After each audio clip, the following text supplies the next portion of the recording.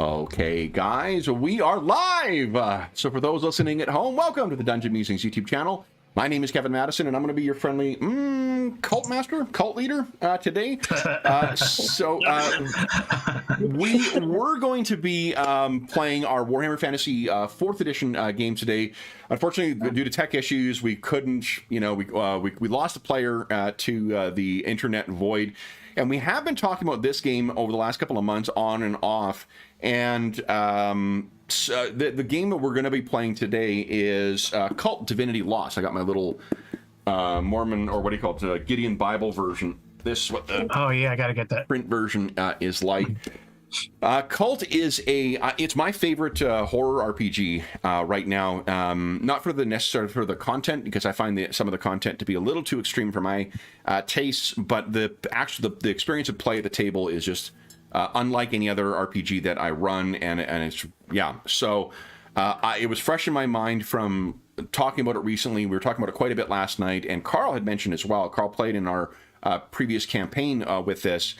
And Colin has not played Kult before, so we thought it might be a good excuse to jump in and see if we can bang the game around and see how things go. With me today, joining our coven, some luminaries on the channel anyway, but also one returning cultist and one new cultist. So first up, we've got Carl.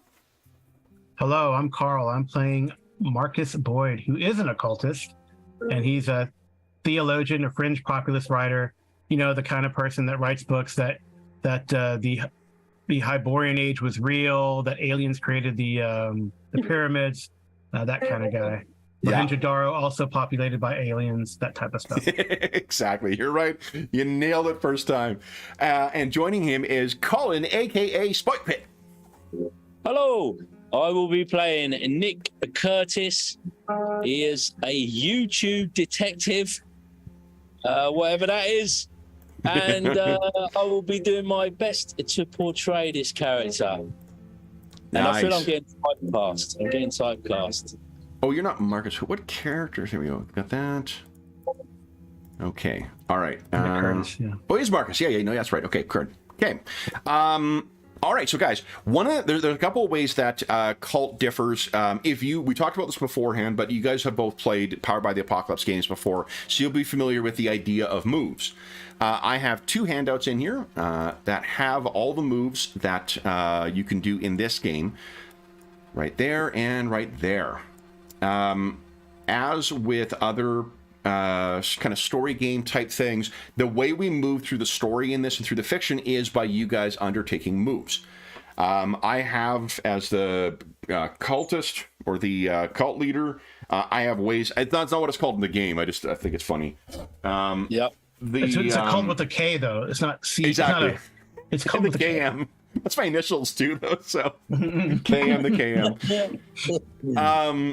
The way the way that you move through the story is through these moves, and then each of your character. One of the ways that this game differs from some other horror games is that there's actually more meat on the bone mechanically for your characters than there is for some other things like Delta Green or Call of Cthulhu. You each also have a disadvantage. Now, there's some other. We're going to skip some mechanics that happen in this game. Like, one of the neat things that you typically do at the start of a cult session is you'll identify things that you want to see, and it'll be players who will tell other players, "Oh, it'd be interesting to see you do this in this scene, in this session." Explore more about something that came up in a previous session. And then if you do that, you gain XP for it. And then you can, or advancement, or whatever the cult equivalent of advancement is. We're not going to bother with that because you guys have not played these characters before, but we are going to start with looking at your dark secrets. Because the way these can trigger things that I can do in the game later on. Marcus, you have repressed memories and nightmares. So looking these up, let's see here. Oh, those are your disadvantages, not your dark secrets. So your dark secret is packed with dark forces. I'm confusing them. It's not the dark secrets I need. It's the disadvantages. Okay, so you have repressed memories, which is, let's see here. Okay.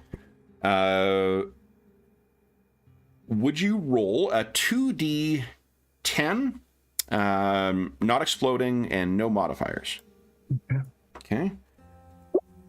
10. All right. So you have repressed a particular unpleasant part of your past in situations. Oh, hold on. You don't do this. It's only situations associated with your repressed memory. You make the roll. Okay. Okay. So we're not going to worry about that. But I'll take that 10. You have Stalker. You're hunted by a faceless enemy. So I'm sure that's good. In your first game session, and whenever you would expose your current location, we roll a 10. Your enemies are onto you. I take 1 hold. And what I can do is I can use the hold to make a move for your pursuers. For example, a trusted associate has been paid off by them. One of your loved ones or allies disappears or something like that. So I'm going to write down that I've got a hold. I can use a session for your hunters. And then for Nick, you have drug addict and stalker. Let's see what drug addict. In the first game session, and whenever you have been using, so would you give us a same thing, 2d10, no exploding, no modifiers. 14. You're in control of your urge for now. So for the first, well, I'll apply the second one to the stalker. So the first one... I didn't think it worked, so I pressed it again. No problem. So the first one, generally speaking, 14 doesn't. Yeah, the shades. Ah, interesting. So generally speaking, a 9 or less is a failure or like a bad thing. 10 to 14 is a partial success. 15 or higher is full success. But it's also because it's a story game, like it's not necessarily binary success fail. It's like something good plus some yeah, good or bad plus good or bad, and that's why exactly. That's why I like Powered by the Apocalypse games. Totally, really. they're just All right, so I get 1 hold for you, and I can spend this is in relation to the drug addict. I can spend a hold to make a move for your addiction. For example, you can't resist the drugs. You run out of drugs. You become indebted to a dangerous person. So I have a way to make your life more complicated relating to the drug, and then a 7 on the stalker. That can't be good. Your enemies have caught up to you. I have 3 hold. So this is what a hold is. You think of it like narrative metacurrency, but only for the GM to use to make your life more challenging. Yeah. Would we potentially have the same stalker? Would that be a... Yeah, most definitely. One of the ways you structure the campaign in it is you make they encourage you to make use of a map and like have a web of connections between different things. I got an idea how we're going to kick things off here. I just want to quickly tell you what your special abilities do. So you have advantages. What the advantages do is either they'll give you a special move or they'll allow you to build up some, it's not hold, but it's something similar. I think it's edges is what it's called. But you got Thirst for Knowledge, Occult Library, and Dreamer for yours. I think at least one of those is a soul bonus. Probably Dreamer. Yeah, I have pretty good soul. One of the challenges with the game is that the advantages are organized by the rather than just having everything organized. So which is fine. Like it's there's no wrong way to organize things, but it makes it tricky when you don't remember which one's which. Okay, so Dreamer. So Carl, for Dreamer, whenever you want to meet someone or find the truth about someone in a dream, you can make a roll. So you got a move relating to your Dreamer. You have Occult Library, which is I think a reason one. Let's see here. And whenever you are in your library researching the supernatural, you can make a reason, and then you get to ask questions of me. And there is Thirst for Knowledge. Thirst for Knowledge is not violence.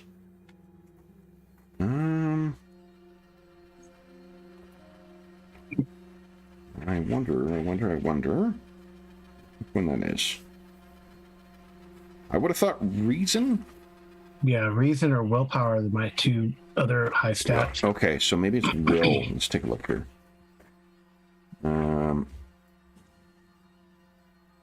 Yeah, thirst for knowledge. Whenever you learn new information about about alternate planes of existence, a supernatural entity, or a higher power, you gain +1 stability. Okay, so that's what your 3 abilities do, and then yours, you got fast talk, interrogator, and instinct. So what fast talk gives you is whenever you talk to an NPC to get their attention, you roll coolness, and then you get 2 options. The options include preventing the NPC from noticing something in their immediate vicinity, get them to disclose something important, or distract the NPC and get +1 to your next move. So fast talk, pretty much what you'd imagine. Exactly. Yeah, they're pretty intuitive. Interrogator is intuition. So let's see here.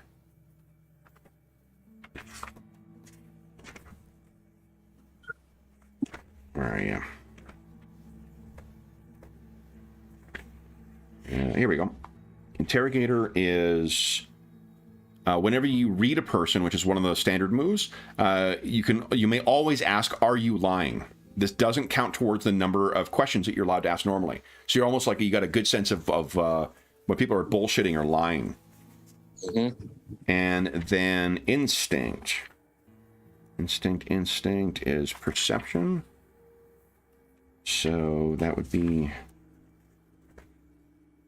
let's see here. Where is it? Sneak, backstab.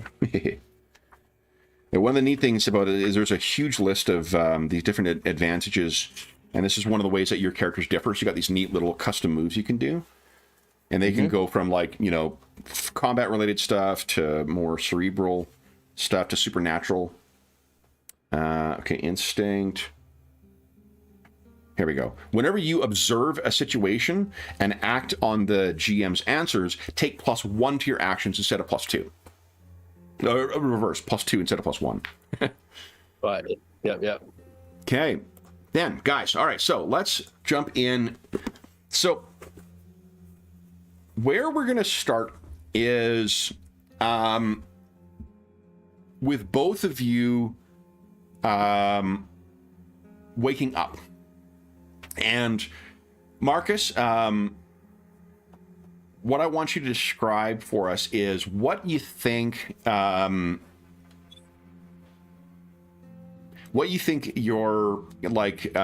your office or library would be like. This isn't yours per se, where it's all your books, or maybe it is yours, but you've somehow fallen asleep at the desk, and and you were probably busy at work on something. So maybe just situate us in where you're, where you are in your study. Okay, so I think he probably has one of those. He has his desk, and it's a very dark wood type of desk. But he probably fell asleep on his reclining chair. That's where he does the best reading. He probably had an old book again on perhaps his favorite topic. The fall of Sumeria and the rise of Elam, the book has probably fallen to the ground.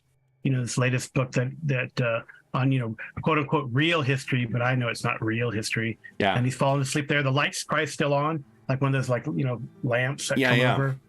And he's kind of. So the first thing you notice when you wake up is for one, it's pretty It sounds like this is not the first time you would have fallen asleep in this chair, so it's not like you're, there's a crick in your neck or anything like that. But it's really fucking cold. The thing you realize is that it's much colder in here and less comfortable than what you would expect. And you're looking around and you're alone in the room here. Your expectation is that you live in a kind of like a northeastern U.S. town. You've got one of these lovely old it's not a mansion by any means, but it's an old nice house, kind of all on its own out on the Atlantic Ocean.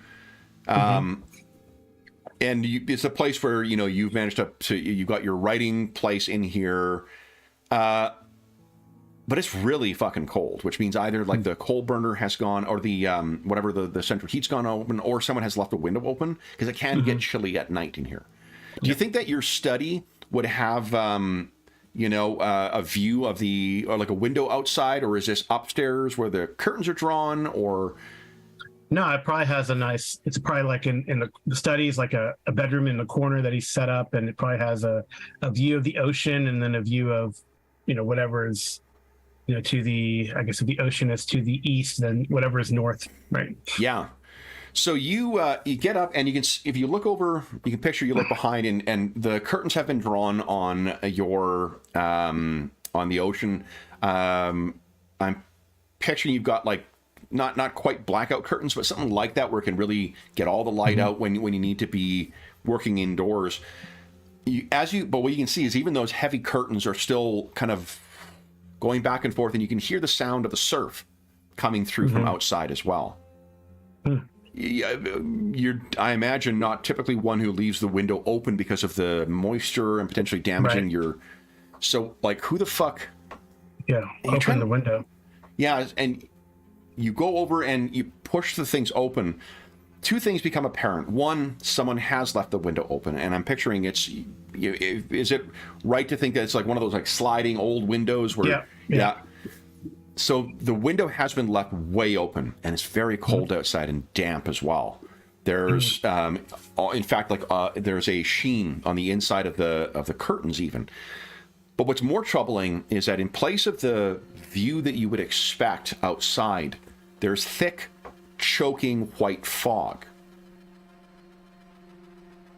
And that's when you hear kind of a thump from somewhere upstairs, and like, did you have guests? And we'll cut to Nick. So Nick, you have been staying in Marcus's guest room. And what I'd like you to tell us is what we're seeing you can picture it's like an old, not four poster in the sense that there's a canopy, but like it's one of those old beds that, like, if you clark your shin on it or toe, like you're going to fucking destroy your foot for hours. It's got like a quilt on it too, so it really has that like inherited it from a grandmother look to the thing. Yeah. But what do we see for you as you're kind of spread across the bed? I feel like I think Nick has had a pretty heavy session the night before, perhaps catching up with his old buddy, and they've been knocking back a few single malts and one thing and another, and a few craft beers.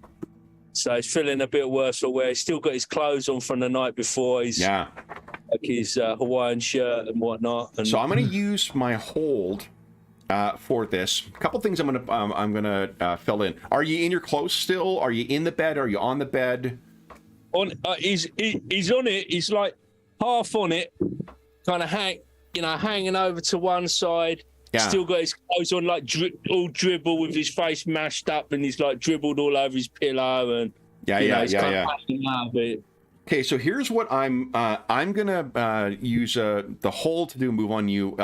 This is your you're gonna lose 3 stability for your, like, whatever your drug of choice was. You've indulged quite a bit last night. And maybe your first thought is looking around at all the crushed beers and whatnot is like, okay, this is good night out. But let's see. What you get to do as a move, though, is to keep it together. Keep it together is one of the moves that is how you try and reduce the amount of stability. Is that what I'm doing here? Yeah, you reduce my stability. Yeah. So I'm trying to do that. And yeah, we'll use keep it together. So would you give us on the character sheet, there should be a button next to willpower for keep it together. And I don't know if you've got any. Yeah, I've got that. Okay. It says, do I have to enter a modifier value here or no? Let's put the -3 in there. I'll kind of treat it like a harm. All right. And we'll just see how things go. All right. So a 10, success with complications. All right, so you, it instills a condition on you. I think. How do you think he's feeling? Is he feeling guilty? Is he angry at himself for it? He's feeling guilt. He's feeling guilt-ridden because it's all this single malt whiskey. You know, it would have been expensive. Okay. You know, this would have been expensive. So, and he's not flush with cash, and he's come down and he's free. He feels like a freeloader now. He feels like a freeloader pouncing off his buddy. Yeah. Well, I think like you don't know where you are initially from when you wake up. Yeah. You guys are going to find out in a moment here, I think. But so what you can do is on your character sheet, if you could put your stability down by 1, which I think might be on the second page. Let me see. The top left, there's the 2 pages that are there. Wounds and conditions, right? Stability, yeah. So reduce your stability by 1, and you are currently guilt-ridden. Yeah, we don't have any right now, do we? No, none to start. Okay, because I got probably tons. Yeah, mine says distress, so I don't. Okay. How do you change the stability there, Kev? I can see. Ooh, let's take a look. Check boxes. Yeah. How do I change? Just check on the box, like What the heck? Check on the box that you are currently. So you go to uneasy or what? Or shaken? It starts at composed. I just got the weirdest. Uneasy, I guess, maybe? Uneasy? Yeah. Just click on that and the X should shift. What the heck is going on here? I think Roll20 might have logged me out at some point. It's really weird because I clicked on it on your character sheet and it made me go through, like, I gotta log in again. What the fuck is really weird? Well, it's really don't like you, Kev. Clearly. I mean, Kult, right? Yeah. Ghost in the machine. So makes sense to me. All right, let me get rid of this stuff here. Yeah, it's starting to take over already. 2 years early. Okay, so now I'm accessing your sheet. Hold on.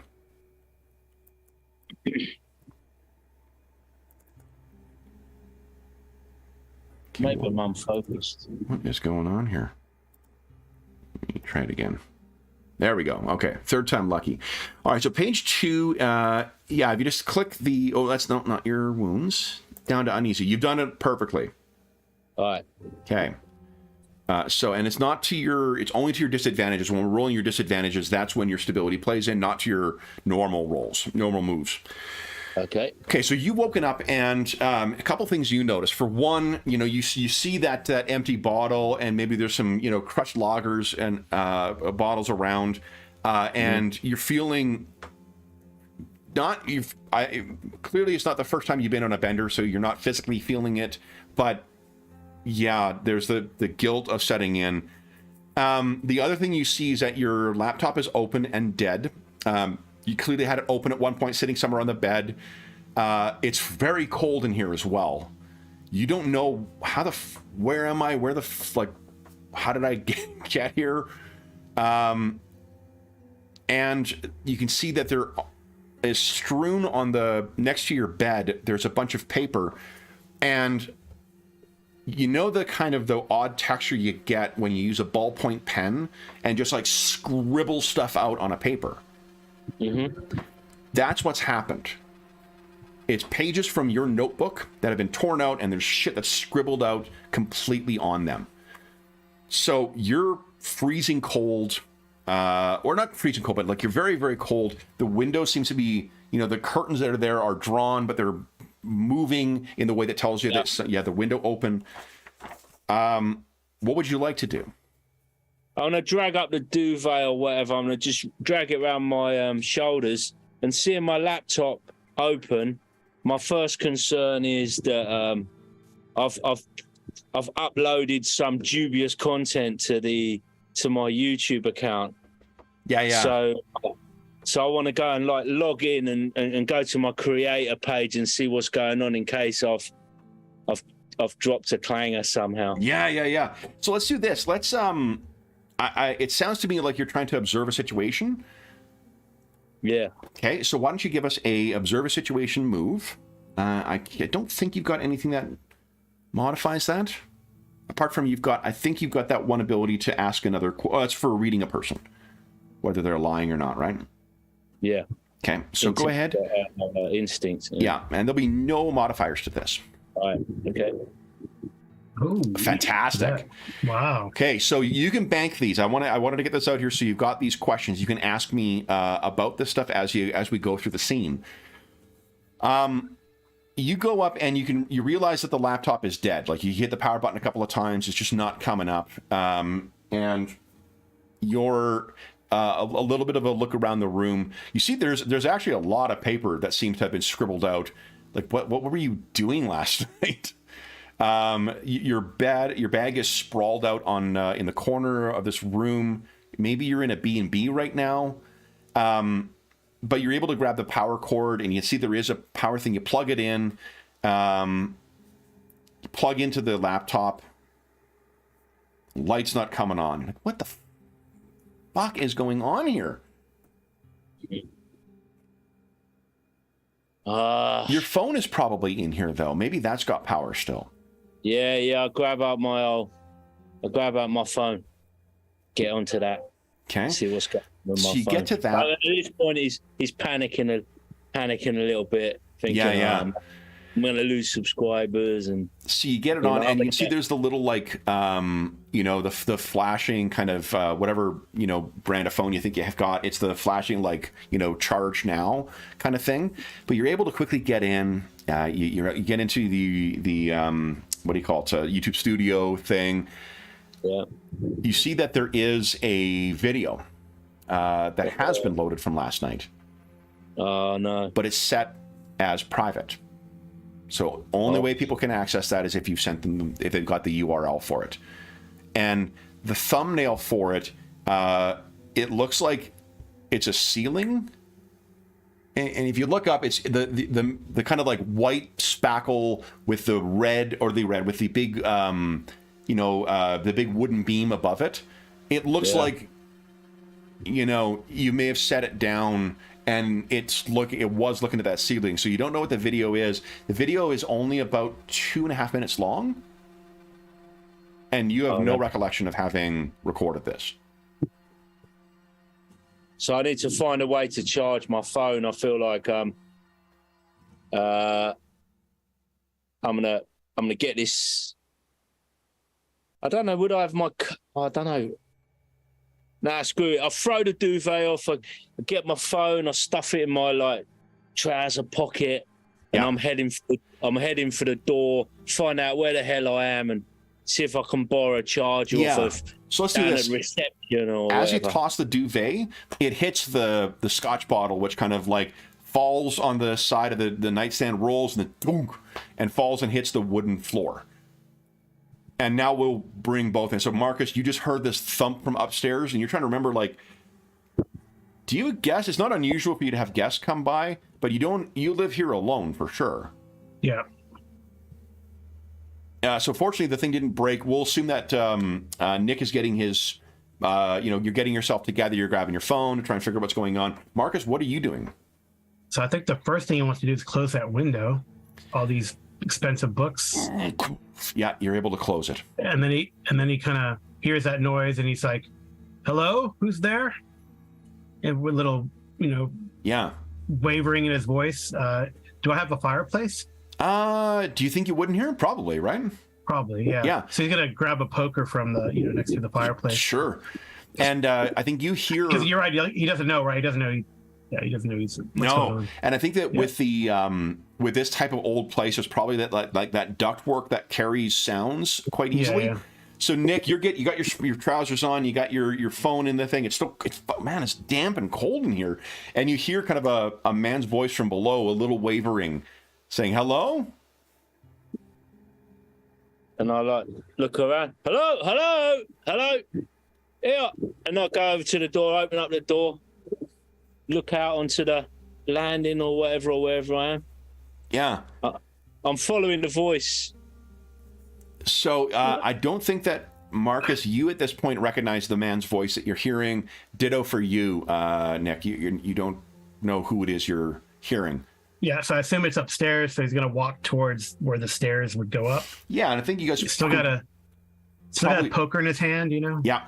Yeah, so you assume you when you walk over, what you can see is well, tell us actually, Carl. What does he see at the bottom of the stairs, and then Colin, you can tell us what he sees at the top. Yeah, it's probably one of the, because like you said, it's like it's an old time kind of house, right? So the stairs probably go up to a landing, and there's like a nice window, and then they go back up. You know, they kind of double back, to the top. So like Colin's character might be like at the top landing, but then there's like the middle landing, right? Like because it's. You gotta do this because these houses are kind of narrow, right? Yeah. So he kind of looks up, trying to see what shadow is up there, on the top landing, because he probably doesn't see, who's on the middle landing. How is Marcus dressed? Marcus, let's see, what would he be dressed in? I feel like he'd be probably probably like sweats and a t-shirt. He's got. It's like kind of bed clothes, type of thing. He's wearing like house slippers, and he's got a robe, Yeah. So sweats a t-shirt. Okay. Kind of like the dude. He probably his hat probably dropped. His hat probably dropped, where his book did, if he wears his hat. Yeah. And what about Nick? What does Marcus see at the top of the stairs? Yeah, so you see Nick's got his kind of Hawaiian shirt on there. He's got cargo shorts and like boat shoes, no socks. Just like slipped on his boat shoes, and he's probably got a good few days' growth of beard on there, and his kind of like hair is long and dishevelled, a la Kurt Cobain type of hairstyle, kind of grungy, a little bit grungy, and he's like leaning over the balustrade or whatever, and just like craning his neck, looking about, hello, not really listening for an answer, Yeah. So if I can see that, you can see one another now. Yeah. Do I recognize? I probably say, who the fuck are you, and what are you doing in my house? And I, kind of brandish as bravely as I can, this poker. Yeah. Well, all right, buddy. Put a poker down. Set the poker down. I don't listen. Your guess is as good as mine. My name's Nick. I don't know who you are. I don't know where I am. And to be fair, I could do with a bit of breakfast. I'm feeling a bit worse for wear. Why don't we just sit down, nice and calm, figure out what's going on? I've got absolutely no idea how I got here. So let's just chill out, take a deep breath, count to 10. All right, let's relax. No problemo. It's all cool. All right? So Marcus says, he looks up, he's like, probably thinking like, you don't know who I am? Yeah. But he kind of, I have guests here sometime. I just don't remember what happened. Breakfast sounds kind of good. So I'll wave him down with the poker, but I'm not gonna discard it. Yep. All right, there you go. Come on then, Liz. What you got? I'll cook. Show me direct me to the kitchen. Yeah, so we go to the kitchen. Okay. So you guys head to the kitchen, and we'll cut to you guys. You'll find as you go into the kitchen, it's likewise freezing fucking cold in there too. I'm gonna close all the windows if all these windows are open. I don't know what's Yeah, and as you're going by and you're closing the windows, it's same thing. There's this like uncannily thick fog outside that is hanging up to within. I'm picturing that you've got, there's probably like a gravel driveway that leads up. There's probably a detached garage to your where you'd be parked. You can't see the garage even, and you can't maybe see more than like 10 feet away. So you can hear, and the sound omnipresent of the crashing waves from outside too. So Nick, like this, if this is a B&B that you're staying in, like this is holy shit, it's so fucking cold in here. Yeah. And I don't know Marcus. I've got no inkling as to who he is. So you still have your observe a situation questions that you can ask. And I'm perceptive as well. Oh yeah, what does perceptive give you? Isn't that the one where if you observe a situation, you gain instincts. +1 to your, if you act on the answers, you gain +1 to your roll, and in your case, you get +2 instead. Yeah. And you don't feel limited to those things. Okay. Well, anyway,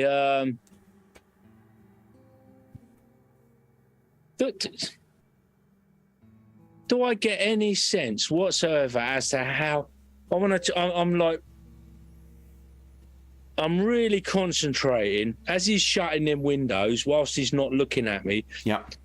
I'm thinking, I'm just trying to gather my thoughts. I'm thinking, what the hell is what is going on? Who is this guy? And I'm like looking around to see if he's got any like post, where people bring their letters into the kitchen, and I'm like looking around to see if I'm switching into investigator mode, trying to get a clue to save me the embarrassment, because I'm conscious that perhaps I should know who this guy is, and I'm thinking, hold on, this is embarrassing. Here's what I think, Carl. Why don't you tell us about? I'm picturing like if you're a author, a successful, whatever, like alternate history kind of author, or fringe, history kind of author. What are the kind of things that we would see on his walls? Like, are there photos of his books, or like with other authors, perhaps? Honestly, probably not in the kitchen. As he's making his way through the sort of main areas. Yeah, I would say you see like a lot of things that remind you of like ancient Mesopotamia. Like, and maybe there's a couple. There probably are pictures with like other famous authors. Like maybe there's a picture, probably like one of his probably most favorite pictures, Marcus, because it kind of legitimizes him in his mind. Is like in the hallway there between the stairs and it goes to the kitchen. There's a picture of him shaking hands with Stephen King. Mm-hmm, mm-hmm. All right. So you're able to put together, I think, Nick, because of the nature of your content on your channel. You're like, oh fuck, like this guy must be the Marcus Boyd. Right. So this isn't a B&B you're staying in. You're staying in with, if you have any in mind too, Carl, like what do you think you have any ideas for what some of the titles of your books might be? And they need not be good either. That would fit very much. Okay. Holy Warriors of Akkad. There you go. There you go. Okay. Yeah. So I'm wondering now, so was this a book launch or something like that? This is like a maybe we was at maybe that's the latest book, right? There's like some boxes open and there's books that he's going to be signing somewhere, and it's like Holy Warriors of Akkad. It's got that statue we all see of Sargon, right? Yeah. On the cover, And you can see as well too, you probably can see from the common area you're passing through to get to the kitchen or the hallway or whatever, you can see into where his study was, and there's like it's every occult library of a private scholar we've seen in film or comics or whatever before. And so I'm gonna Nick's gonna go with that. He's thinking, yeah, that's what it was. He's convinced himself now. That's the book launch. Yeah. We'll go with that. So Marcus, the launch went well. Then it seems like you got a good reception and folks are interested. And honestly, I guess I don't remember. No, and you know what? Like, if you think about it, like to be honest, your last book didn't do great. Like the reason there's cases of books that are open and stuff is because it's unsold shit. Yeah. Right? And but the thing is, you don't necessarily so you would remember like, wait, did I like Holy Warriors of Akkad was like a year and a half ago, and my publisher is, I'm maybe you're at the stage in your career where you're not getting the pre-money for, you're not getting a substantial advance for the books ahead of time. But he doesn't necessarily know that. Nick doesn't know that. So how do you think Marcus would respond? Would he go with the, you know, the deception, or would he try and correct Nick of like, no, like we weren't at a launch last night? Oh, I actually was gonna say I honestly don't know. Maybe. I really. Are we still on the Cape? I don't know. It's strange outside. I hear the water, but I don't know. Sometimes they don't like me talking about them in public. Who don't like you talking about them in public there? Who? It's Marcus, right? It's Marcus. Yeah, Marcus Boyd, yeah? Do I think I'm Marcus Boyd? Definitely. Yeah, I guess I am. Yes. Yeah. Yes, I am Marcus Boyd. Never mind what I said. Let's eat. All right, yeah. Well, you get some eggs. I'll get this pan on there. We'll get some eggs. You got any bacon in that fridge? Yeah, Marcus. Let's fry something up. We'll feel a lot more. We'll feel a lot more on the level. You got some coffee there? Get a coffee on. Let's get sorted here, and we'll have to chat and figure out what's going on. Yeah. So Marcus is just finishing up. Yeah, you're getting into the kitchen and grabbing, some of the stuff, and there's everything you would, reasonably. Marcus probably make some coffee at least. To make some coffy. Yeah, while this guy cooks and says. You're about to go and do that, and you go to the living room, and you're going to close the last of sort of the windows on this level, and you realize like, oh god, like are they open upstairs too? But where you're looking, this is where you're closest to the ground, and you grab the top of it, and looking down, again, you can't see, very far away from where the fog is, but what you can see on the ground, the mud outside where you've got what would be a flower garden, but you haven't, planted properly and it hasn't grown in yet. There are some very crisp and clear bare footprints. Someone has walked through the mud, stopped at the window, it seems, or like facing the window, and moved on. Adult size, but it's clear. And then if you look to the side, you can see it looks as if they're moving along the side, and you know that the garden runs along almost the entire length of the house. I'm not barefoot. No, you're not barefoot. And you look back, and Nick has either socks and shoes on. Oh no, you said you got your dock shoes on, right? Yeah. Got my boat shoes. Yeah. Yeah. I go. Do you have mud on your feet? Well, I don't think so. No. I don't think so. I don't do a lot of walking. Let me have a look now. It's like, I don't think we're alone. What? You're joking? And he just looked nervous. He's like looking around now. Yeah, you still got another question you can ask from that observe situation. And Marcus, if you want to take a move as well, you're welcome to do so. Like observe a situation might be. So my question would be, can I observe any other? So all the windows are open, which seems a bit irregular, but I'm just assuming at this point that Marcus likes a bit of fresh air. Yeah. He's going around closing all the windows. So I'm just thinking, why is he opening all the windows? Now he's closing all the windows, whatever. But now he seems a little bit unsure of what's going. He seems a little bit disorientated. Talking about these prints. I want to look out through the window now, and just scan the area for any other abnormalities or irregularities. Yeah. So you look at. I think. Yeah, go ahead. Oh, so what you see is when you look out, it's the thickest fog you've ever seen. I mean, there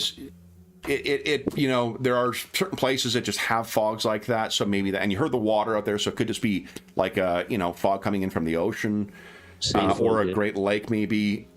But when you mentioned when Marcus mentioned the mud, you do look down and you can see about 10 feet of a patch of the mud where a garden would be grown right next to the house, and then there is some grass that is in dire need, very, very vibrant green, but in dire need of mowing. But you look down and what you can see is there are very crisp footprints that are moving through the mud as well. Adult, barefoot. So that might be why he was asking about that. So you look down and you can see that. And again, like because the window's closed at this point, you can kind of push your head up against it. And you can't quite see, like you'd have to open it and lean yourself out in order to get a good vantage. You can't see anything from there. Marcus, you can see maybe if you're looking, you know, or either looking or moving back into the kitchen, you see you see Nick at the window, and he's kind of, you know, pressed up against it, trying to look. What were you going to say, Carl? Sorry, I interrupted you before. No, these things that I deal with, do they deal in illusion? Is this a dream? Are we caught in something? Right? Who knows? So for this, yeah, that's a good question. Like, Kult can be used to run a bunch of different types of supernatural things. I think what we assume right now is that this is sort of the, you know, we're in the first couple of chapters of a Stephen King novel. Things seem normal, but you guys have had some weird experiences before, but not like you're aware of there being a populated supernatural world or anything like that. No. But I mean, like, because I have this dark secret. Yes. Packed with dark forces. Is this their kind of MO? Am I? Who knows? Yeah. Okay.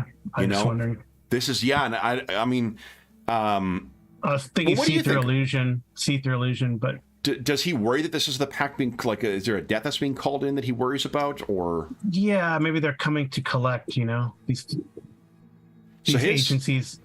Yeah. Maybe like when you turn and look away from the window, Nick, you look back and Marcus looks even whiter than he did before, and you can see he's got like almost a like white knuckled grip on the poker, not staring at you necessarily. Yeah, it's starting to worry. It's starting to unnerve me a little bit now. But I'm a pretty cool guy. I think I'm gonna just brush that aside a minute and maybe lighten the mood somewhat. So anyway, Marcus, whilst you're getting that coffee going, have you got a charger? Would you have a phone charger there? So it's at that point. Yeah, there should be guys, some around. A boom from somewhere upstairs. And I'd like you both to give us unless you're just going to take another 2 levels of stability, Lost, give us a keep it together roll, please. Okay. Or move. No modifiers, right? No modifiers. -2. Oh, -2. So I got a 12. 12, okay. I didn't add the -2, sorry. Okay. So hopefully it's the same. But... Yeah, so what do you think? Angry, sad, scared, guilt-ridden, distracted? I think guilt-ridden because I alluded to, like, maybe I shouldn't, you know, he kind of mutters, my publisher said it was a little too controversial. I don't know, maybe I shouldn't have wrote about some of the things in there. I mean, it looks like it didn't do so great, but you know, he's kind of muttering to himself. He's not really talking to, so I guess guilt-ridden. Yeah. So you hear this stuff, and while Marcus is a little like, huh, you know, what from the sound from upstairs, Nick, your adrenaline seems to be going right now, and this doesn't unnerve you any. Yeah, what happens next, guys? I think I'm just still thinking about that charger because he is the bump and don't. But what he's got focused on, he's thinking about, right, I feel like we're into an investigation. I've got to get some footage now. I need to get my phone charged up. Yeah. I need to get out. I need to get some good footage of these footprints and this fog. And now there's bumps, and he's into like investigator mode, thinking, right, let's get this. This could go viral, man. This could be my big. This could be my big brother. Nick seems to spring into action, it sounds like. And like in the kitchen, there's probably a wall socket at some point. So he spools out his charger, plugs it into his phone, puts it in there. Still flashing. Gives no indication that there's any power coming in. Oh, man. He's like, oh. But we have power, right? We've been able to cook or... It's a gas stove. And the lights, now that you mention it, the lights aren't on. It's light enough. The refrigerator's closed, or the refrigerator has no light in it? Refrigerator had no light in it. Oh. Don't worry, guys. The fuses. Is there a breaker? I know there's a breaker. The fuser will be in the basement. But the noise was from upstairs, right? It was. Was there anyone else up there? I don't even know your name, by the way. Oh, I'm Nick. Pleased to meet you. Am I right? It's Marcus, isn't it? It's Marcus, yeah? Yeah, you said that already. Yeah. Pleased to meet you. I'm Nick. Yeah, you've probably seen my YouTube channel. Investigations, that's my speciality. Maybe we're supposed to do an interview? Well, we can do an interview. If I could charge my phone, I'd love to interview you. You got some interesting stuff going on here. But where the power's out. What's going on with that? You got a patchy power supply out here? I mean, I don't even know where we are, to be fair. I mean, sometimes when it gets damp, I mean, we're on the Cape. When a norther blows in. Anyway, wait a second. He calls out, "Hello, who's up there?" Like he'll yell at this time. And like your house well enough that for sure it would carry everywhere, right? Yeah. When you hear from one level up, so it would have been where Nick's room is. You hear someone is slowly and carefully walking their way across. You were with someone? Do we have another guest? Well, let's go and find out. They'll probably be hungry. They're like want some bread. I'll go and see. I'll see who it is. You don't worry. Can you? Where's your fuse? Could you see if you can get the power on or something? Yeah, it's in the basement. All right. Well, do you want me to go down the basement, or do you want me to go see this? Well, if you brought someone here, that's on you. You go find out. Well, I don't remember, but I'm happy to. I don't mind. I'll go and see him. I'll go find out who's upstairs. So, like, what kind of drugs does he have? Like, apparent drug use? I think from what Colin said, I think he fucking reeks of booze. Oh yeah. Like he's probably perspiring scotch at this point. Yep. Yep. Hope you didn't throw up all over the place up there. No. These are 19th century floors, man. Oh yeah, I see that. Yeah, they're nice floors. Floors. Okay. Yeah, I'm gonna go down the base. Is it an outdoor like cellar type, or is it like in? I think you can probably access it either way. There's probably like like root cellar access thing, and there's probably a way through the house as well. Yeah, probably like where the kitchen, or either under the stairs or where the kitchen under is. the stairs. Yeah. So, who are we going to follow first? Nick going upstairs or Marcus going downstairs? I don't mind. We want to get the power. I can do Marcus. It might be quicker. Okay. Maybe it won't. So Marcus, you head over to the door under the stairs, at least down. You throw it open, and it's pitch black down there. Oh, jeez, no flashlights. No. I think that, like you said, like living on the coast, you'd have an emergency supply probably somewhere, right? So you probably look for it. So you had over. I don't remember what gun laws are in Massachusetts. What do you have? I don't even know if you would have a gun in here. I think it's fine. This is a cinematic version of the thing, so I don't think it's unreasonable. I don't think we need to go that. But he might be thinking that already. But he still has a tight grip on it. Yeah, and like at best, what it probably would be is like maybe an old shotgun or something like that. Like I could see that maybe around. Yeah, for hunting like fowl in the marshes or whatever. Yeah, something like that. All right. Anyway, but he's gonna look for a flashlight. He probably probably in the same area. There's probably like a boot, like a in this area where the stairs is. There's probably like where you take off your boots and a back door to the outside. But to keep it interesting, here's what I'm going to do: is I'm going to ask you to make an act under pressure move. Oh yeah. So this might be like a flickering flashlight kind of thing if it's not working. Mm-hmm. Act under pressure. Just coolness. Cool. There it is. Okay. That's not so bad. No. It'll put the modifier in right for the uneasy. Uneasy actually only affects when your disadvantages are being triggered.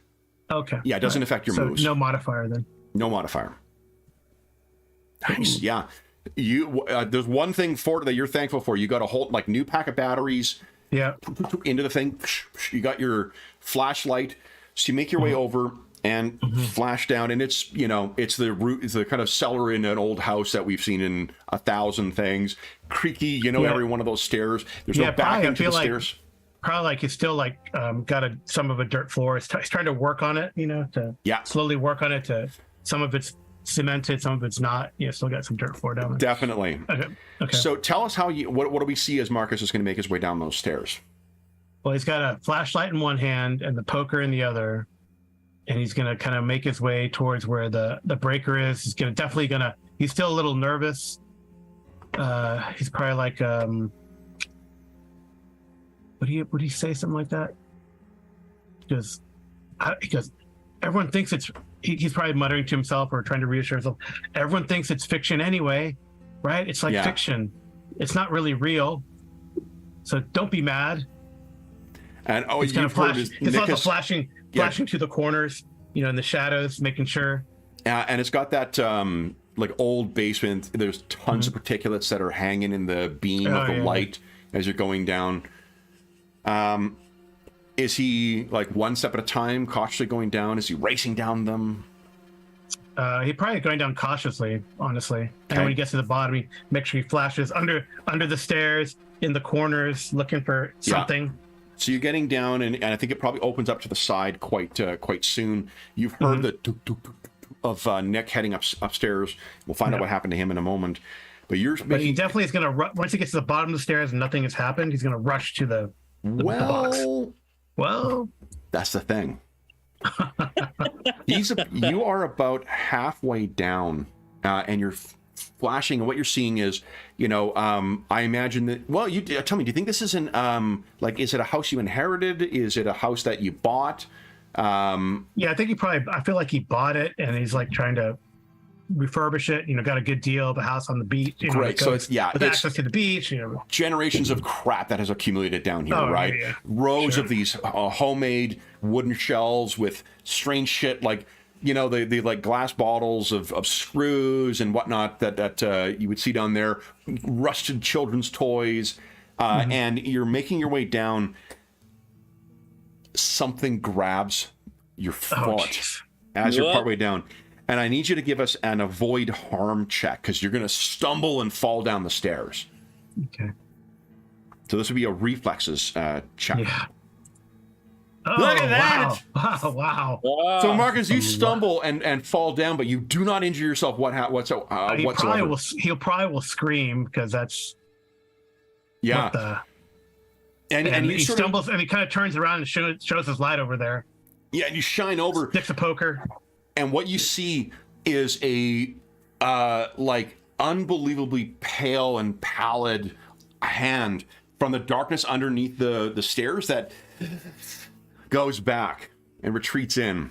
Would you give us a keep it together move as well? Oh, okay. Do any of my things, like I got hunted by enemies or anything? The stalker thing. Oh, willpower. I have thirst for knowledge. I don't know if that would apply. That's an advantage. What do we say thirst for knowledge did?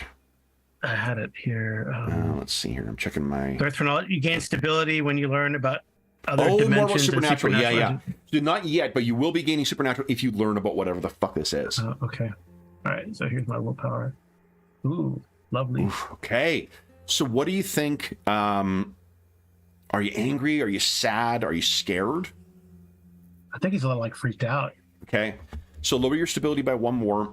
And he's a little freaked out. He's like, what? What's going on? Okay. He's like yelling. Yeah. As well. So Nick, let's talk about your precision. So you can picture he's going to... I write about people in the desert. So Nick, you are in the film version of this, we'd see from overhead as you're slowly making your way up the winding, kind of staircase. What's going through your mind, and how are you planning on searching? You did see there were other rooms that were here. When you first came out, and then you heard someone from downstairs, so you didn't bother to explore anything else. And it looked like there was a narrow staircase that led up to an attic or a third level as well. What's Nick doing as he's going up these stairs? And at this point, I've not heard anything from downstairs. Yeah. I'm just going up. He's like, he's sort of scratching his armpit. He's gone past the mirror and he's like looked at himself and he's like, oh, Jesus, Jesus, that's looking rough. And he just sort of tries to sort his hair out a little bit because he's in this, fairly esteemed company. Marcus, he's thinking, oh, guys, there's definitely something going on. He's talking to himself. Come Nick, get yourself together. Come on now. Just get that phone charged up. We'll get a video that.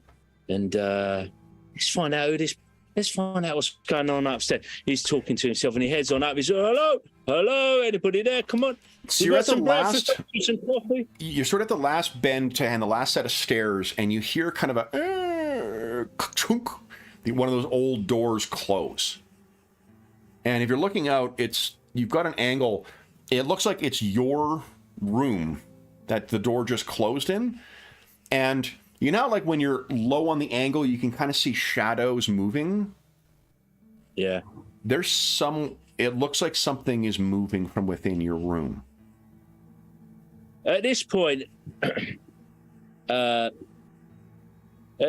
he thinks, hold on now. I've been calling out. I'm getting no response. This is starting to creep me out a little bit now. So he sort of like stops on the stairs and then and he's just gonna now listen.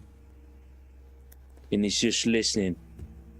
So as you're listening, what you hear first is, it honestly sounds like an entire full shelf worth of shit just smashed to the ground in your room.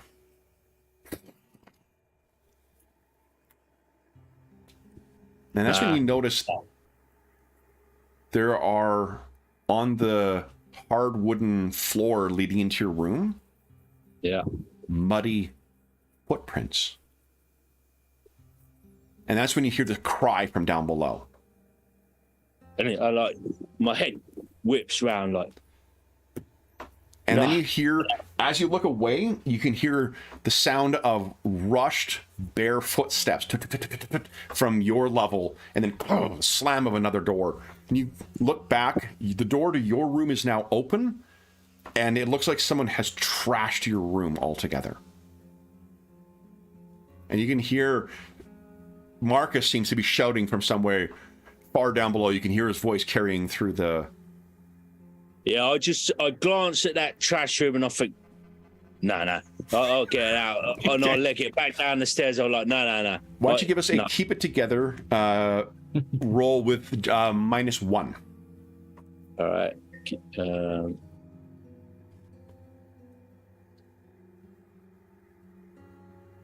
Oof. Oh boy.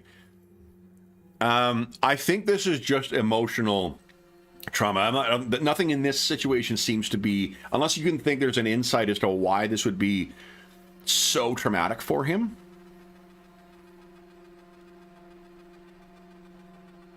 Only if in the course of his investigations and his history, somewhere along the line, something similar had happened.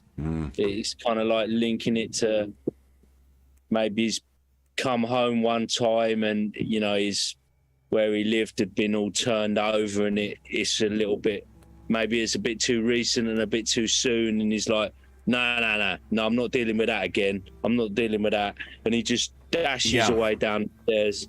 Okay, so you're in a state of panic right now. What do we see as Nick comes racing down those stairs? He's just like jumping stairs, sliding. He's going from one side to the other. He's going, no, not again. What? No, not again. And he's just like in bits, thinking they're after me. They're coming after me.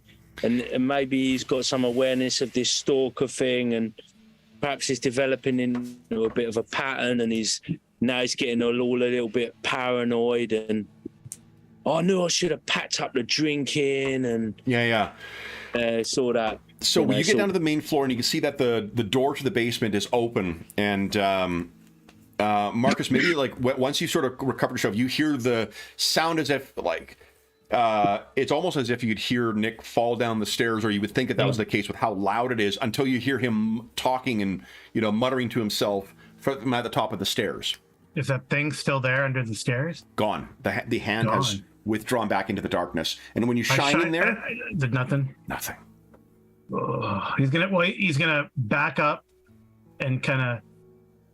Well, he doesn't want to back up. Is there a wall behind him? I don't know. Yeah, I'm picturing you're at the bottom of the stairs right now, kind of in that crook, and then there's the rest of the... Yeah. So you're going to shine the light towards where the fuse box is. You will call out to Nick, because... Did he say his name? He told him his Nick, right? He did, yeah. Curtis, are you okay? He used his last name. Curtis, are you okay? Yeah, I was going to ask you the same thing. What's going on, Marcus? There's somebody upstairs. There's someone that trashed my room. They turned it upside down. They're after me. I'll tell you, they're after me. I don't know if they're after you, but maybe they're after me. What are you talking about? They're here. Who? I don't answer. I leave it vague because I don't know who it is yet either, right? So No. someone, something. I don't think they like the book. What book? What do you mean? He kind of chuckles, like trying to, Yeah, trying to laugh it up. humor. So you can picture Nick's at the top of the stairs. You're at the bottom of the stairs. You're flashing with this, cop flashlight cut type thing. Nick looks. He was from like how jovial and whatnot he was when you were talking to before. This seems like a different man right now. So you can reduce your stability by 2, but you're back in control once again, Nick. Like you can feel free to, whatever you think is appropriate for how he would act. But the panic has subsided at least a little. What are you laughing at? What are you laughing at, Marcus? There's somebody upstairs that trashed my room. What are you chatting about your book? No, there's somebody upstairs. Bring your poker. Let's go sort. Did you get the power on yet? No, looking at his state, he probably is not going to tell him that something grabbed him, but Yeah. Don't tell me that. he goes, hey man, there's a shotgun in the boot closet.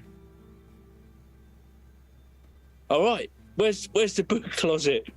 Okay. I point, my poker, it's right around.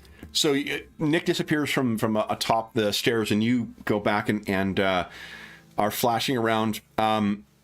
Probably the bit of the bit of the floor, like you said, is there's patches. Part of it is stone or concrete. Part of it is still earth. Yeah. The part that's concrete on it, it seems to have wet, muddy footprints on it. They're not near where the fuses or whatnot are or anything like that. It's as if something was walking around here recently. All right. Well, I think he's going to try. I don't know. He's been riding for a while. He's going to try. I think he goes, all right, come out. Let's talk about it. Maybe there's some sort of misunderstanding. Sure. So but he's still gonna move to the, Yeah. Why don't we, let's see here. Why don't you give us a observe a situation move? Okay. And I typically, for those listening at home who maybe, the moves are normally, like, they can be player initiated or GM. I don't mind recommending things when we run Kult as well, so. Yeah, what I like about this game... That's probably for the best. Yeah. What I like about this game and other, like the City of Mist when we ran it, is like we would tell you, I would like to do this, and then you kind of suggest a move that would be appropriate. That's what I really like about Powered by the Apocalypse in general, just for our listeners out there. Definitely. Or whatever. Our stalkers out there. All right. No more stalkers. Oh, okay. Well, Nice. Okay. Oh, that's good. So success with complications. Let's see here. There's no other negative consequences. So you get one question you can ask. You can keep that in your back pocket, or you can ask as you go. And you can go beyond that as well. Don't take those as suggestions. Yeah, I think what can I use to my advantage since I have that secret? Yeah. And I have those Thirst for Knowledge, Occult Library, and Dreamer. What can I use to my advantage? So I think understand what is, because we don't even understand what's going on. We just things in the fringes of our mind right now, right?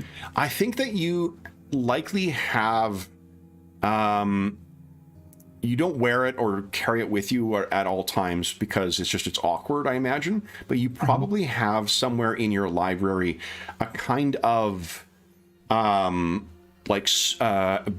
Babylonian spirit ward of some kind. If this thing appeared and then like disappeared and whatnot, this is something that is unnatural that's down here, right? So that might be something that could give you an advantage. Yeah, I guess I still am focused on seeing if we can get power back in the house. Yeah. But, you got there's a box of fuses next to this thing. This is not an unusual circumstance for your thing. So if you choose to, you can head on over, you know, keep your eye around, check out the fuse, put the new ones in, and maybe I guess I'm gonna have to put the poker down to do that. Yes, you will. All right. So you put the poker down. Yeah. You change those fuses over, and there's a light in the basement that, like, you know, classic hanging from a cord kind of thing, and it's so casting strange shadows in the basement. Yeah. But you appear to be down here on your own now. Okay. So Nick, we'll cut to you. You head over into the boot closet, and you're probably muttering like, "What's a fucking boot closet?" And you're opening one door, opening another door, and what you do find is an old shotgun in there. And then on top of the one of the shelves in there, there's a case of shells as well, or a box of shells. So you get that out. Do you like get the shotgun loaded and whatnot? Yeah, I don't know, guys. I don't know how, but how do we think? What do you think about Nick and his familiarity with firearms? That's a good question. What's your violence score? -2. Yeah. So why don't we let's give us an act under pressure roll. Yeah, you might be one of those. Yeah, you don't. Yeah. Let's see how I feel like yeah, all right. Okay. Well, hold on, before I force you to do... Okay, so success in any event. Apparently Nick works well under pressure. But are you thinking so that... you don't panic. He goes, right, and it's, Nick, get a grip of yourself, mate. Get a grip of yourself. Right. It's not sophisticated. I would say it's not, since it's used for like shooting foul, it's probably not. It's probably just like an old, double barrel, single shot. It's not an automatic combat shotgun. He's like, those fouls will never see what's happening. I'm invading their country. Damn those ducks! Damn those ducks! There's shit everywhere. All right. He's like, right now. Shotgun. It could be useful. You're not the man. You're not the man for this job. Let's just get Let's get the cartridges. Let's get the gun. Deep breaths. What? Go back down the basement. Whoever this Yahoo is down in the basement, we'll give him the shotgun. I'll get the poker off him. Maybe that's a better idea. Let's just get the gun down. Deep breaths. This is all cool. It's all cool. The powers. Did a few lights come on and a few things like that? Yeah, the power's on, the phone's charging. Okay, right. Deep breaths. And he just takes the stuff. He's like just trying to pretend it's not happening. He walks back towards the basement. As long as nothing weird happens between the boot closet and the basement, I think Nick's going to be all right. So you get to you've got the thing loaded and you're waiting at the bottom. Once all the lights come on, you see Marcus. Yeah. And when you're walking up the stairs... He's probably going to run up the stairs now that he has an idea, right? He's like, I got a book. Okay, so you race up the stairs, and Marcus seems like oblivious. He moves past you where the shotgun is and back into his study. Right, I want to try and get a read on this guy now, because I'm starting to think this guy's a little bit woo-woo. Yeah. He's a little shot away. Why don't you give us a read a person check? All right. Nice. Or move. Yeah. Nice. Wow. Great roll. Wowzers. Jeez. Okay, yeah, so someone paid roll 20. So you remember, you always get. I think you got the ability that you always can tell whether someone's lying, right? Yeah. So you can feel free to ask these questions of Carl. So Marcus, what are you doing? These things. I have a book. I have you would call it a spell, but it is anyway. Yeah. Whatever. Now, Marcus, look, listen now. There's something upstairs, walking around with muddy footprints. It's trashed my room. I've got a shotgun here. I don't know what to do with it. Could you just explain to me exactly why you're worrying about writing a book? There's something in the house upstairs, right? Or downstairs. What? I'm just letting you hold the shotgun for your own sanity. It probably won't work against whatever they are. I have a book. I have a book. And he kind of ducks into the library. Yeah, he's looking around through the library, and it's at that point that I think, Nick, you once again hear from upstairs. All right, well, that guy's no help to me. You have another question, by the way. Do I have another question? Yeah. Okay. And this is where you can metagame as well, too. Like, you don't need to. Yeah. It's great that you're doing it in fiction, but if it's more convenient to just ask flat out, you can feel free to do that and just toss the ball to the other player to tell you or act it out in the fiction. I'm happy to do it in the fiction because otherwise it's rules. So, Marcus, they? What do you mean they? Yeah, well, so, the books I write, they're kind of, he's like looking for the book as he's relating this, right? He's looking for that right book. Yeah. The books I write, they're kind of pseudo, they're real, but I try to write them in such a way that they're more speculative. But I know they're real. But sometimes maybe I step over the line and certain groups. You're a conspiracy theorist, right? Didn't you tell me you do those YouTube things? Yeah. Well, just think of it as some conspiratorial group doesn't like it. And now they're after us. You've upset the Illuminati, Marcus. Okay. If that helps you. Guys, no, he's probably muttering Illuminati. At that point, point, thinking Illuminati. You can hear something banging at the door. Our door. Oh. I forgot about the poker, so I probably dropped the poker down there at the by the base. Yeah, I mean, I just ran up the stairs. Okay. Shit. Is there is this your study, Marcus, we're in now? No, I don't know. You're probably, I feel like you're still out in the foyer, right? You're probably close to the door. Yeah, so Marcus is probably in the thing. You're near there. You spin around, and what you can see, I'm picturing it's got like that, kind of privacy curtain across a big glass pane. Mm-hmm. So, and then there's probably a more, sturdy door in between it, but you can see there is a shadow or a silhouette of a very tall person, adult man, or a very big woman on the other side of that thing. Pow, pow, pow, pow, pow. This is not a like, hey, is anyone home? It is a aggressive banging at that door. Like you fear it might break the lighter exterior door. So how have I found the book yet? I guess that's the question for me. Ooh, let's act under pressure. Yeah, because I dictate what I want to do.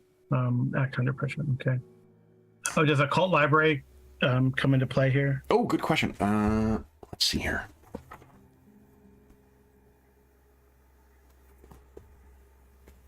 It doesn't give me any bonuses. It just says I have a library. Oh, okay. Does it give you any? Let's see here. No, that's reason, I think, right? Or was that soul? Whenever you're researching, roll reason. Yeah, roll reason. Okay. Okay. Well, I'll just do the act under pressure first. Yeah, let's see if we can find that, because it's there for sure now. Yeah, and then get to that.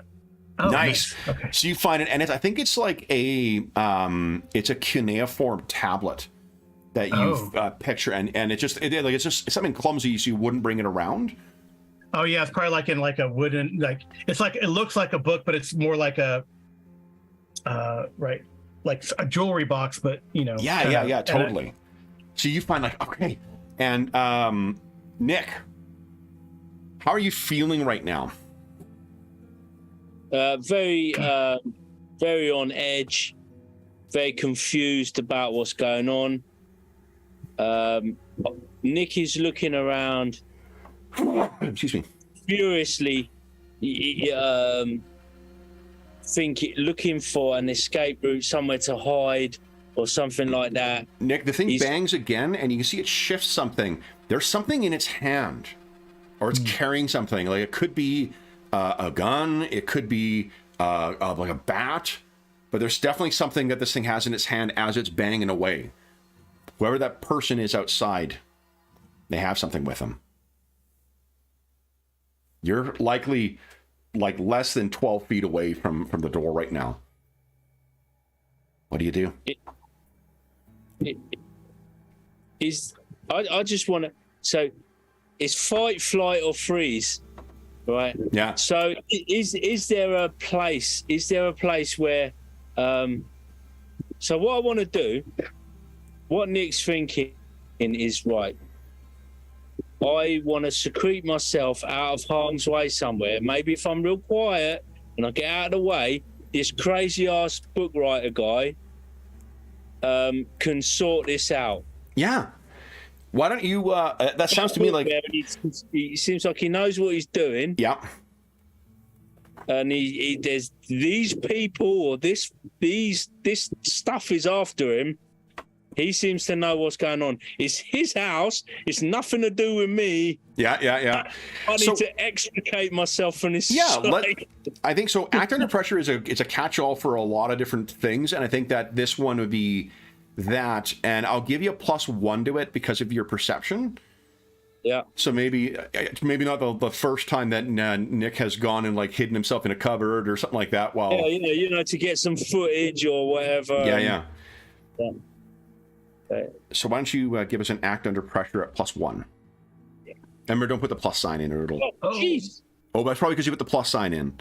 I did. Yeah, but that still is a fail though. So here's what happens: is where do you think you're racing towards to do this? So what does it? So what sort of what kind of a space are we in at the minute? Study is probably behind you. You're in the foyer. There's the stairs leading up on one side. There's the door leading to the basement. There's a living room on this floor that he is, and that living room might lead into something else. Yeah, maybe I've tried to scoot across to the living room. Yeah.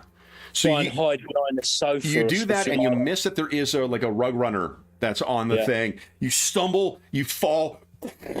The shotgun goes off. Blasts through that door. Yeah. Shatters the glass. Tears the curtains. There's no one there. The knocking stops. Marcus, you probably come around and you hear that like explosion of the shotgun going off. Nick's on the ground and you can see there's no one there. You can't quite see what's down. All you can see is your door has been blown open. But there's no one standing there. And there's the cool and the fog outside and the crush of the waves. I want to cuss at this guest of mine who just destroyed my door. That's my first instinct. Yeah. I look at him. I have my the kind of jewel case or book looking thing in my hand. Did you get him? Well, it looks like it, didn't it? Look, what a shot. I mean, come on. I've never fired a shotgun in my life. And I'm picturing he's like, his voice is at maximum pitch right now, screeching almost. Like there's nothing convincing about what he's saying. He's gone. What do you do? Who, Marcus or either of you guys? What Curtis? happens next? Marcus is like, well, just come, pick yourself up, come into the study. That's my safe space. Okay. All right. And he's gonna back into the library. Okay. And open the box, right? Okay. So you open the box, you retrieve this. What you see, Nick, is that what I feel like I've probably translated it as best I can, but I don't. That probably I think you have might not work in the situation. And it's going to be like in a strange way, like this is something that is wholly from a different world. Right? Mm-hmm. Like one of the things that, this is just a non-second, but one of the things that I find is an interesting thing to think of is that as advanced and as old as we think our civilization is, that Babylonian, Sumerian, Akkadian civilization, there's like 3,000 years of relatively consistent history of one continual civilization, and then it's fucking gone. Yeah. Right? And this is something from the, what you've managed to determine is this is a thing of power from that time. And it's just that you're in a different world with different sensibilities and in a different cult civilization altogether. There's a feeling of you may not be, you're almost like an alien presence trying to make this thing work. Mm-hmm. But you have a feeling this has worked before. So I'm going to, I guess, start reading it.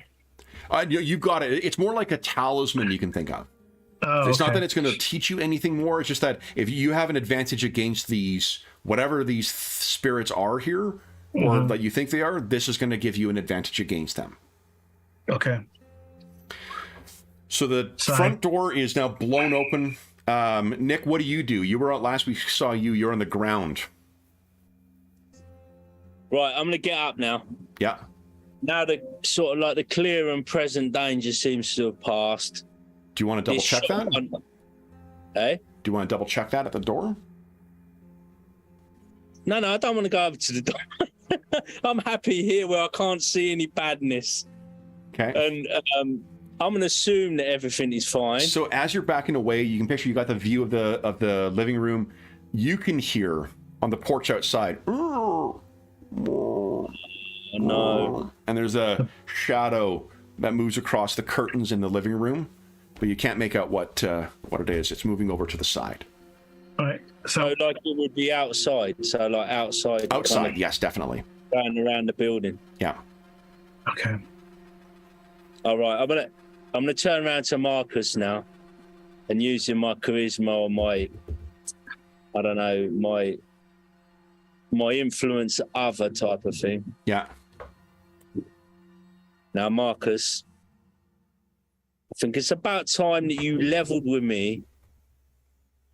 What is going on in this place right now with you and your books, the shadows through the drapes? What is going on? I need some answers, and I need them now. So come on, let's have it. All right. So Marcus, though, now with this new revelation of what this thing might be, he kind of looks up at Curtis and goes, "Talk about it on your YouTube." And he kind of takes the little talisman out. Yeah. And he moves forward towards the door, I guess. So you get to the door, and you can see that your perspective is a little bit limited by the hole that's been blown in it and the glass shattered out, the tattered remnants of the that kind of gauzy curtain that gives privacy for the door. You make your way over and look down, and perhaps unsurprisingly for you, the player, no body there. But what you can see is a set of muddy boot prints up the steps to there, and that clearly were standing out there, bigger than the bare footprints that you saw before. And the footprints then go off to the right. So he's going to call it, "Whoever you are, come out here. Let us talk." Okay. He's a little unstable, so maybe it comes out a bit cracky. Yeah. Because I'm a little unfocused. Yeah. So he stammers a little bit when he says that. Nick, when Marcus walks over to the door, where are you? Well, once he mentioned that YouTube, I want to think like, oh yeah. So I'm a pretty cool guy. I'm pretty cool. So I'm going to go back and now I've just got over the shock of it all. I'm starting to get my bearings. There's definitely something going down. I'm going to see if I got a little bit of charge in that phone. I want to go back, grab my phone. Yep. And this could be my big. This could be big. So I want to capture this. I want to get a camera on the situation. Okay. And grab the phone and be following Marcus, filming what's going on. You said it. Get it on your YouTube. I'm gonna get it on my damn YouTube. Yeah, so you race over and your phone is charged a little bit more. So, but as you pick it up, you know that sort of like that reflection that you get when it's bright and you're seeing yourself in the screen instead of seeing the screen properly. You pick that up, and as you do, you see yourself briefly, and there is a woman right over your shoulder, hair long and wet, setting against her face, pale. Her eyes are that kind of opaque that the dead have, and there's mud caked through all of her hair. You pick up, and she's right over your fucking shoulder. Can you give us a keep it together move once again? No modifier for this. Oh, jeez. Oh. So, which of those do you think would apply for scared. how? Scared? Okay, so reduce your stability by one more. And you spin around. She's not there. There's no one there, but there are a pair of muddy footprints that are standing right behind where you would have been, barefoot.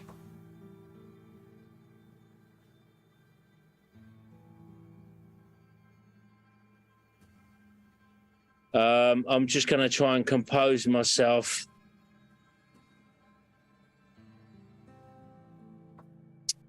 He just glances around to see if there's any more of that whiskey that maybe was left over from the night before. That would be upstairs in your room. Just intuitively, I just take some photographs of the footprints and just tries to push it away from his head, from his mind. And I think as you do that too, so you're taking the photographs, and every now and then when you catch the reflection because of the light coming in from where the windows have been open now, and it's that weird diffused light that comes through fog, you'll catch a reflection of her once again. And if you turn around, again, muddy footprints. You're sort of doing this. You don't need to make another keep it together because you've done pretty good for it right now. Marcus, you call that out, and you can hear the thump. Something is stomping its way back towards the open door. You don't hear anything, but it's not just the creaking, it's the heavy footfalls, thump, thump, and there's a wetness to it as well. I think he's going to open the door. I think he's a little maybe overconfident about, Sure. So you open the door, and then you look out, and you can see the footprints, those muddy boot prints have gone off in the one direction. They went around the corner of your house. The sound is coming from around the corner, and as you come around, why don't you give us a see through the illusion move? I don't know. Right. Okay. So what you see, let's see here. Okay. What you see is first, there is like something is leaving boot prints around the corner. And you know what? Actually, I forgot. I was going to give you +2 because of well, actually, you'll +2 on what's going to happen next because of your what do you call it? Talisman. Talisman, yeah. What you see is muddy boot prints appear on the ground around the corner as if something is tracking its way along. It's an impossible amount of mud that's being tracked here. Like, there's no way that could. Right. And what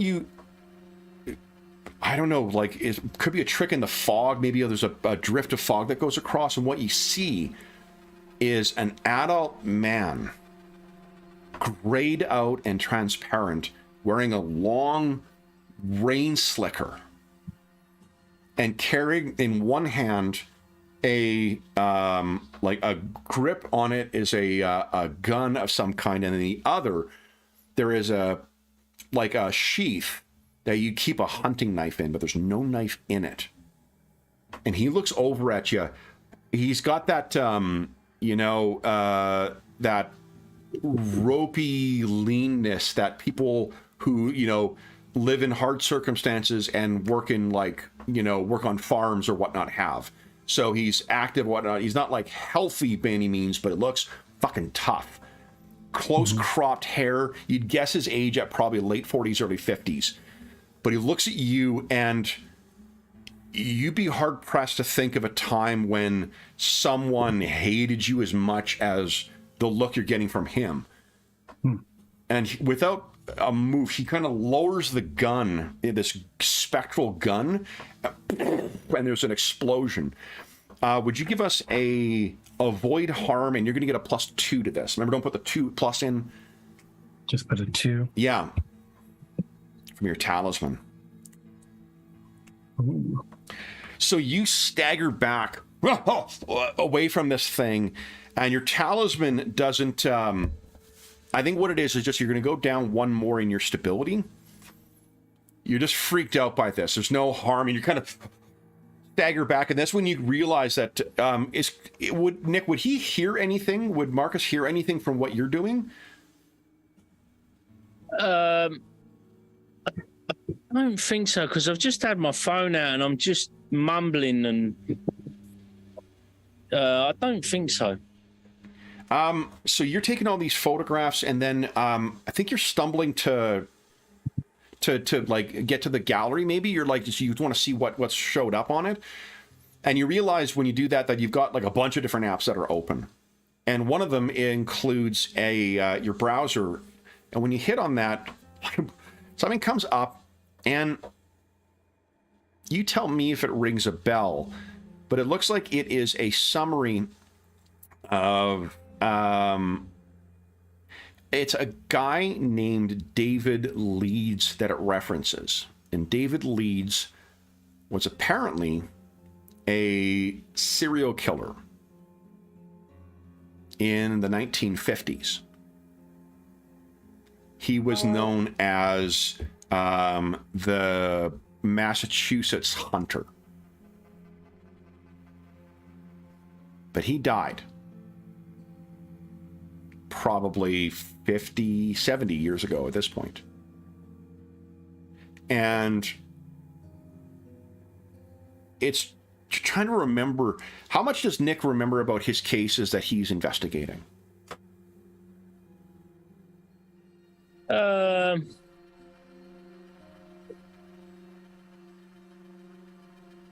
reckon he probably remembers. Yeah, the particulars? Yeah, there's probably some that strike a chord that is maybe a little bit more, that captures imagination a little bit more, or stick with him a little bit more, maybe because of the geography, or yeah. So this one, the reason this is, David Leeds was he was sort of not convicted posthumously, but like they found him after the fact. What he did, apparently, the marshes near where you guys live, apparently that is where he sank all of his victims, and like a lot of serial killers of the era, young women. You're remembering now a little bit more. His house is in this kind of region. Yeah. You would have notes with your stuff upstairs on your computer. If you could charge your computer, you might have handwritten notes too, but remember, you scrawled out and there were pages torn out of your notebook. So last night, this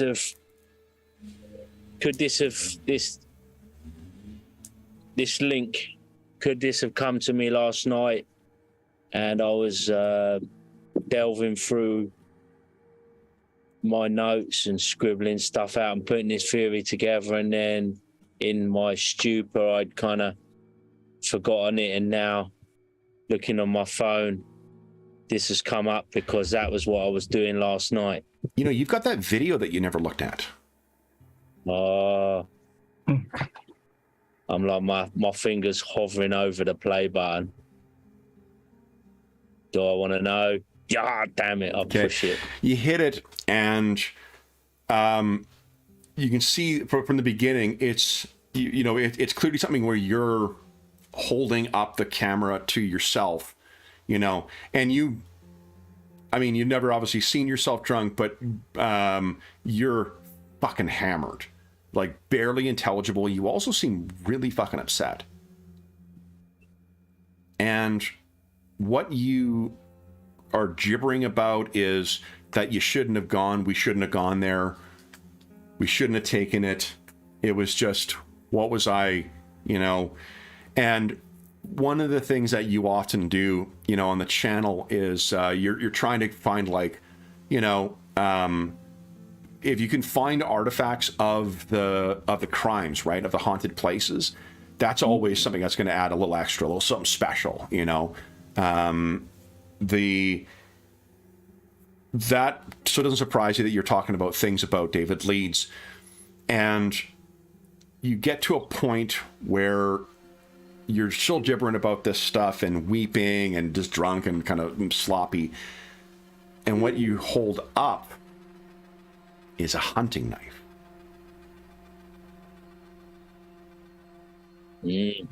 And you talk about how you should never have taken it.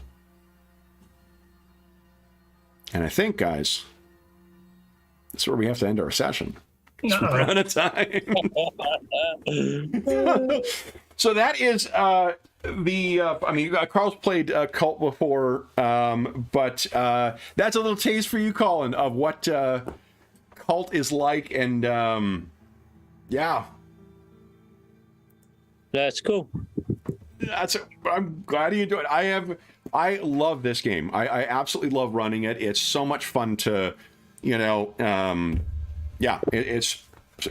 is such fun just like seeing where things go, Yeah, I like all that narrative stuff, It suits me. It suits me. It's cool. You got like a picture in your mind, and you kind of inhabit that space. It's good.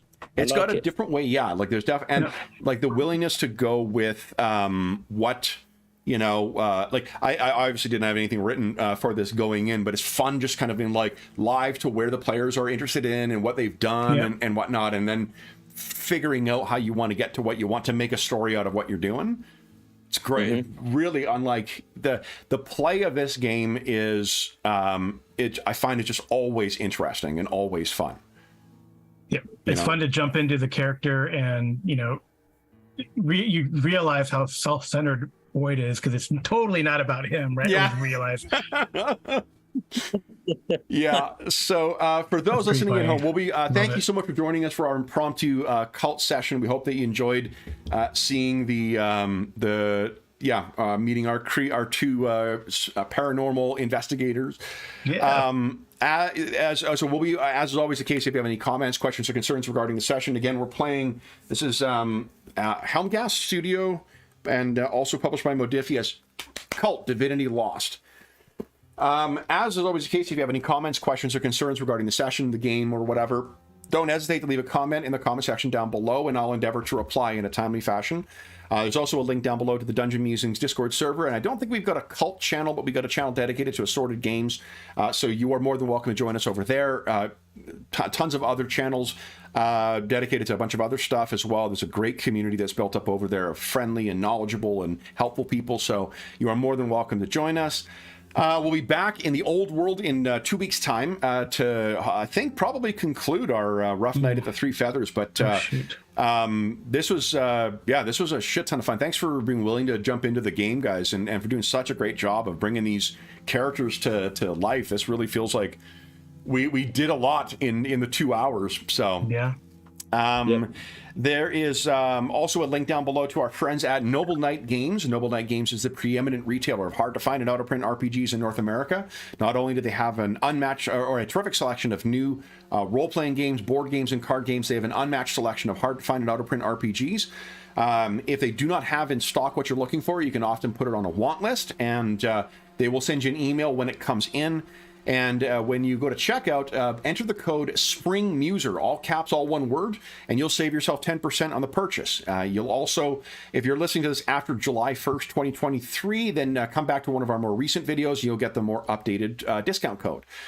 There's also a link down below to something called Heroes Save Villages. That's the charity fundraising campaign we run on the channel. It benefits the SOS Children's Villages International Charity, a really amazing organization active in over 130 countries, benefiting over 80,000 orphan and abandoned children, including ongoing relief efforts in Ukraine and the surrounding countries at the time of recording. Any donations that go through that link go directly to SOS Children's Villages International. None of it goes to the channel or any other middleman. But we do have a small way of saying thank you for those who donate through there. If you donate $10 or more since the beginning of June 2023, head on over to the Charity Initiatives channel on the Dungeon Musings Discord server, and you'll find all information about the current ongoing charity campaign, or the charity campaign, the adventure. The year-long 6-part adventure we've been playing. Donors have been voting to shape what's been happening in the games thus far, and you'll be able to help shape, if you donated since June 1st, $10 or more, you'll be able to help shape the last 3 sessions to wrap up that year-long campaign. The donors have voted on the time period, the type of game, what type of characters we're playing, the connections to the other stories, and the game even we're using. So lots of opportunity for donors to help shape that session. And then at the end of the year, we'll be also doing another charity raffle. So lots of great gaming stuff to win. An opportunity to shape what we're playing on the channel, and most importantly, to help out some kids who could really use some help.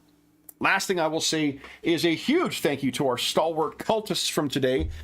So Carl and Colin, thank you so much for joining me, for giving the excuse to get Kult back to the table. You know, this was actually pretty handy. I use this as my reference one throughout the period, and like, even though it's missing a bunch of the art and whatnot in it, it is a handy little reference at the table.